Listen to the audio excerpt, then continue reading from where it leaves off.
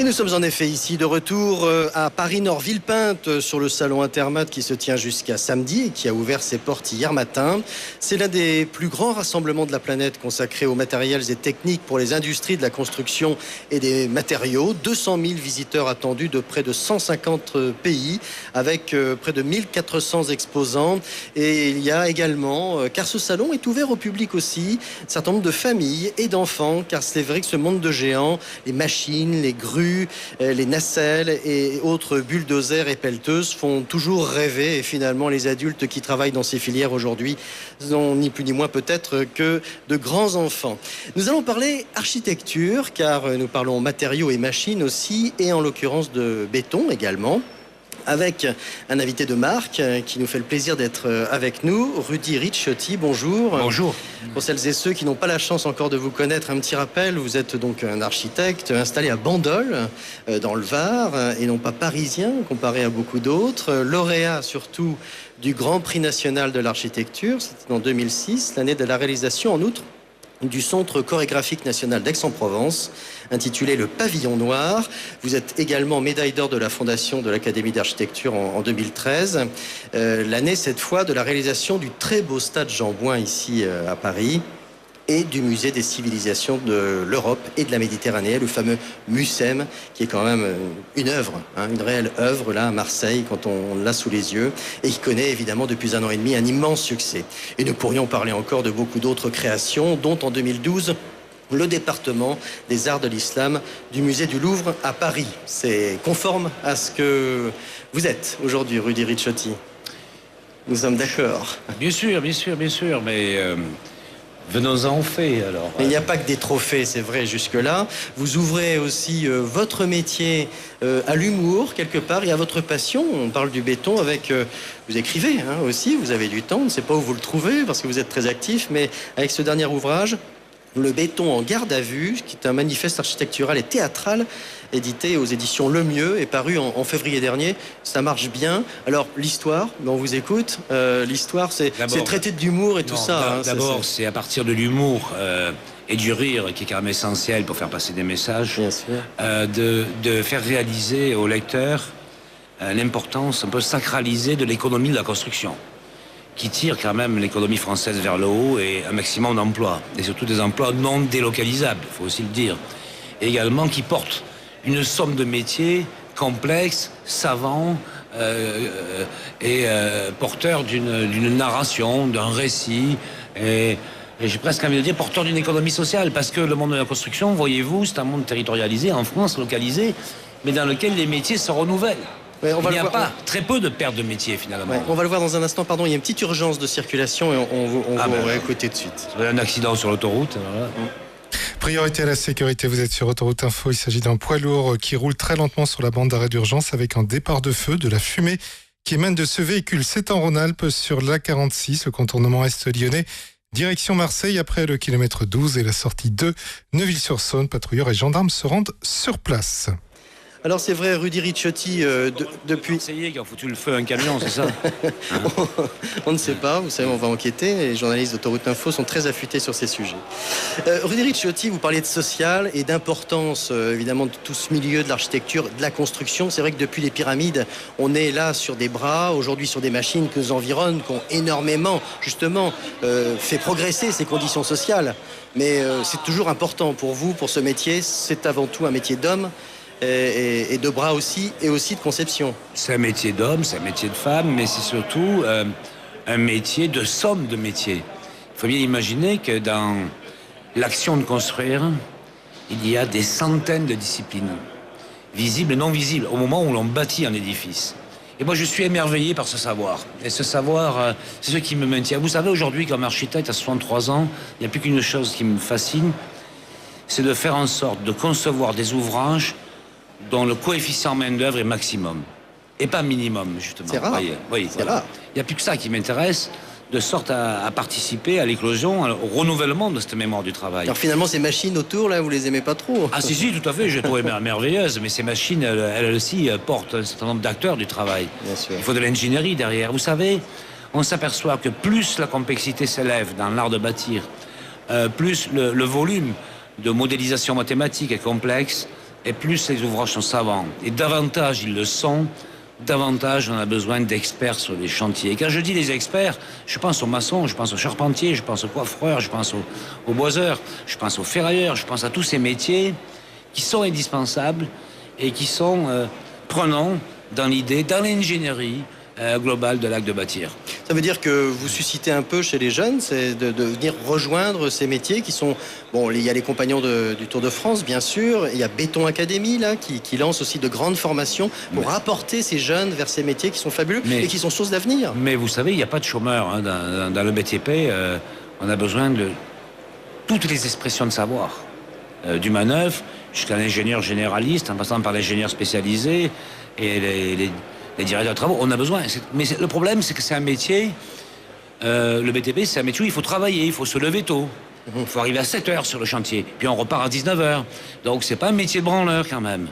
Ce sont des gens de courage. Il faut un peu de muscle, il faut transpirer. Mais ça reste une belle valeur. On vous interrompt encore une nouvelle fois, je suis désolé, avec une nouvelle information express. C'est clair. Priorité à la sécurité avec la coupure de l'autoroute A43 dans la vallée de la Maurienne en direction de l'Italie suite à un poids lourd en panne sous le tunnel d'Orel. Le trafic est interrompu à hauteur du péage de Saint-Michel de Maurienne ainsi qu'à l'entrée de ce tunnel d'Orel en direction du tunnel du Fréjus. En attendant que ce poids lourd en panne soit sorti du tunnel. Patience dans ce secteur dans la vallée de la Maurienne sur l'A43 en Savoie. Merci. On retrouve Rudy Ricciotti, qui est l'un des architectes principaux en France, avec de très beaux ouvrages, on l'a dit tout à l'heure. On va revenir sur votre ouvrage avant de parler vraiment du béton et de votre passion, puisque vous êtes aussi parrain dans ce salon Intermat, qui est une première en France, de la réunion de toute l'industrie du béton, de l'espace béton ici, avec des trophées également. C'est une comédie théâtrale en 3 actes et autour du béton. Je l'ai écrit pour me faire pardonner d'avoir abandonné ma mobilette dans le tunnel de la Maurienne, et qui est à l'origine de cet embouteillage. Et c'est de manière... C'est le ton de votre ouvrage, ça. Hein, oui, c'est un peu ça. Voilà, il y a un ton un peu surréaliste, dadaïste, appelez-le comme vous voulez, mais certainement pas existentialiste, parce qu'on n'est pas dans la plainte ni dans la complainte.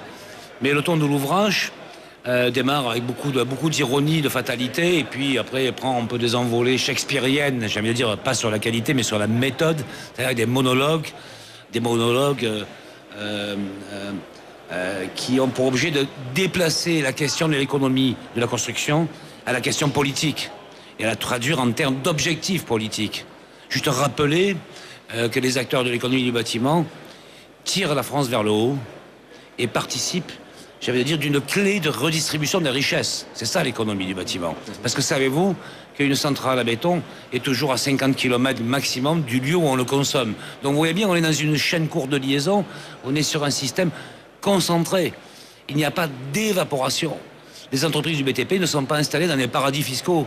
Elles sont installées dans les territoires où elles travaillent. Il faut juste le rappeler. On est dans le concret, c'est sûr. On est dans le concret, oui, mais bien sûr qu'on est dans le concret. Et on est dans l'efficacité aussi. Une ellipse donc avec cet architecte pris face à un capitaine de gendarmerie, un juge d'instruction, parce que vous vous sentez effectivement traqué.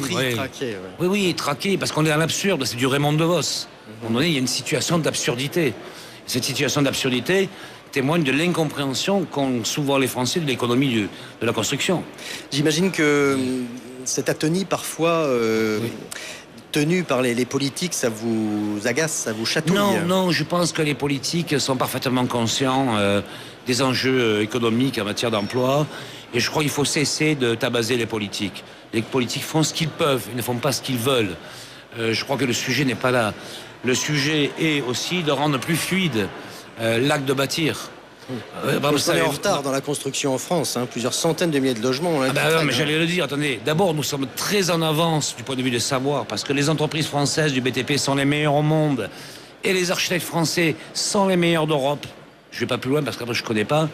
Donc soit clair, les éléments sont là, les savoirs sont là, mais on n'arrive pas à fabriquer même pas 30% des objectifs de production du logement social en France. Bon, il y a bien un problème.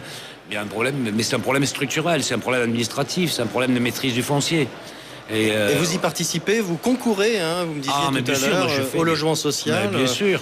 Mais avec des cahiers des charges très serrés pour la créativité, ça ne va pas être très difficile de faire du logement social. C'est ce qui est le plus difficile, le plus cruel. C'est très contraire. On est très normé par par l'ensemble des règles qui codifient le logement social. Ça se passe, je dirais, au pourcentage près, c'est très ciblé. C'est très difficile. Et c'est souvent par ce type de marché, d'études, que les jeunes architectes démarrent. Et il faut rendre hommage aux confrères qui s'investissent beaucoup dans le logement social. Vous savez, le problème du logement social, c'est que les prix ont augmenté en 10 ans, ont doublé. Or, le confort des logements n'a pas doublé, les surfaces n'ont pas doublé. Et le coût de l'économie, le coût des choses n'a pas doublé. Je veux dire, on voit bien, l'inflation n'est pas de 100% en 10 ans. Qu'est-ce que c'est qui a rendu inflationniste et accablé le coût de construction du logement, même s'il est encore très bas? C'est l'accumulation du champ normatif. L'accumulation du champ normatif, qui est terrible. Où l'argent part dans l'inutile, on pourrait dire. L'épargne, la confiance, etc. On sait ce qui, malheureusement, ne nourrit plus pour l'instant les fonds de construction. Alors vous qui êtes passionné, Rudy Ricciotti, de béton, c'est peut-être compliqué de partir sur vous parliez de normes, mais sur une espèce de mode aujourd'hui, sur le biodégradable dans la construction, le bois et pourquoi pas la paille. Et ça, vous, c'est pas nécessaire. Non, tout est possible, excusez-moi. Mais jusqu'aux dernières nouvelles, le béton a, après le bois, la meilleure empreinte environnementale. Bien beaucoup plus performante que l'acier, l'aluminium, l'inox, le verre. Voilà, c'est absolument évident. En même temps, c'est un matériau qui permet un récit, qui permet une narration, qui permet un onirisme. C'est un matériau, lorsqu'il est tenu en main, il est façonné, il y a du sentiment, c'est-à-dire le travail des hommes à côté qui l'accompagne. On n'est pas dans un processus strictement industriel, on est dans un processus de partage. Vous savez, le béton, c'est un violon. On pourrait dire c'est un accordéon avec des replis. Il faut mettre l'énergie, il faut insuffler l'air pour que le son de l'ensemble des plis devienne harmonieux. Et ça participe très facilement à votre créativité. Il n'y a pas de limite aujourd'hui dans la créativité grâce aux machines qui nous environnent, grâce à toutes ces technologies dont on dispose aujourd'hui. J'ai envie de dire qu'il n'y a pas de limite grâce au génie des travailleurs des chantiers. Je dis bien au génie des travailleurs, des maçons, des chefs d'équipe, des chefs de chantier, mais également au génie des ingénieurs.